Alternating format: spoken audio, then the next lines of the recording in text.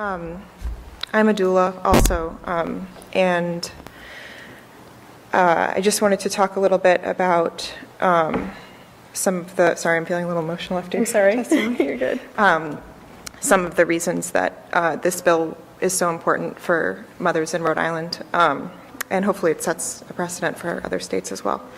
I mean, I think Jen has really just talked about really one of the most important reasons to have a doula, and one of the sort of biggest differences between a healthcare provider and a doula, which is that our sole focus is on the mother.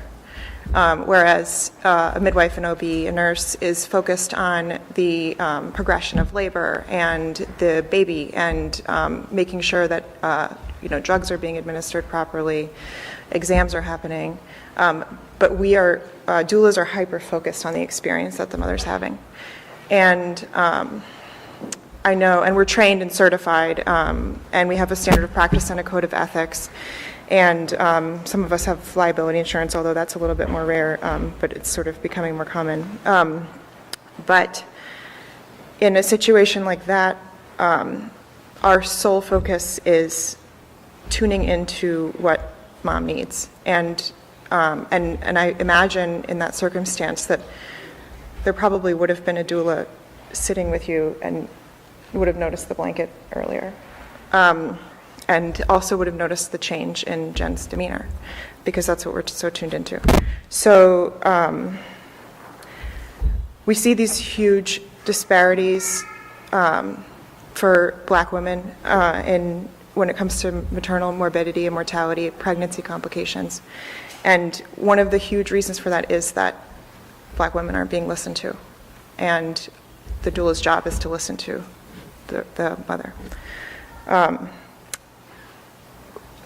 We see that I've seen a few different statistics, but I put in my written testimony one that shows that C-sections are reduced from around 25% to 13% with the presence of a doula. So as far as cost savings go for the state, that a C-section, an emergency C-section, can run the reimbursement upwards of $30,000, whereas doulas typically charge between $800 and $1,500. So if you're concerned with cost savings, that's significant, but I think the cost saving that we should be talking about is the life-saving potential, and also the experience.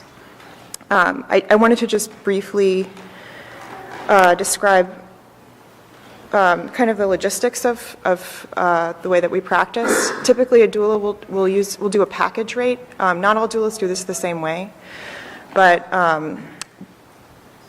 we don't want to penalize a longer labor, so charging by the hour can kind of like raise the stress situation. So typically we'll do a package rate. That package would include prenatal visits, being on call for the birth, being present for the entire birth, and then postpartum visits, as you've heard.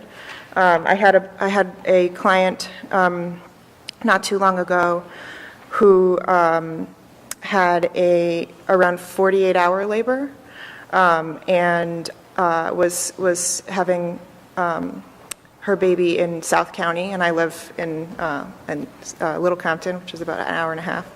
So I drove, for each prenatal and postpartum visit, I drove there for an hour, met with her, went home. I was there for 30 hours of the labor, took a couple naps in my car during that time.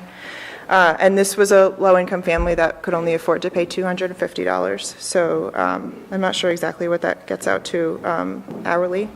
But that also starts to talk about a second disparity, which is a disparity among the population of doulas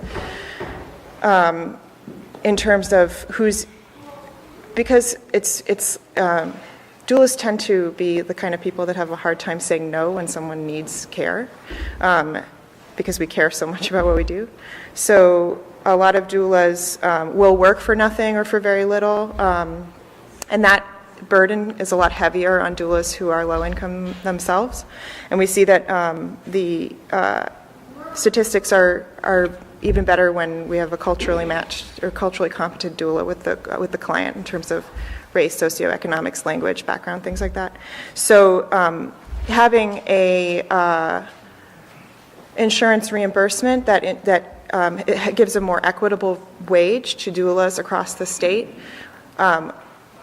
first of all, brings more access to more families. In Rhode Island, I think our insured rate is like 94% or something, so that's a lot of families that will be able to access the care. But it also makes our wages more equitable, and that will break down some of the barriers for having a more diverse pool of doulas to be able to serve more people in the state. It would also expand like knowledge and awareness of doulas in general. So I think we should really be, I understand like the bill needs to be studied and you need to sort of like take a look at it, but stories like this really kind of highlight that this is a really urgent crisis, that this doula bill would take a big step in addressing, and I think the bill is really written well and thoughtful, and I hope that you'll consider it with the urgency that it really deserves.